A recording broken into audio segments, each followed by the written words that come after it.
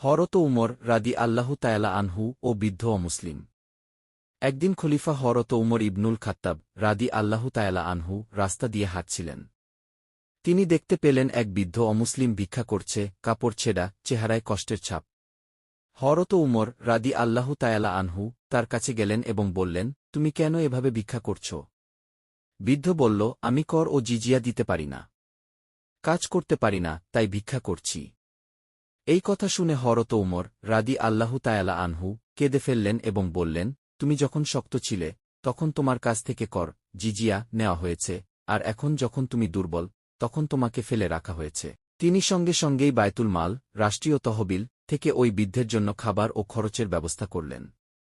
আর হুকুম দিলেন, অমুসলিমরাও রাষ্ট্রের নাগরিক, তাদের বৃদ্ধ অবস্থায় দেখাশোনা করা ইসলামী রাষ্ট্রের দায়িত্ব। শিক্ষা: ইসলাম শুধু মুসলমানদের জন্য নয়, ইসলাম ন্যায় ও মানবতাবাদের ধর্ম। গরিব, বৃদ্ধ, অমুসলিম সবার অধিকার সংরক্ষণই ইসলামের শিক্ষা।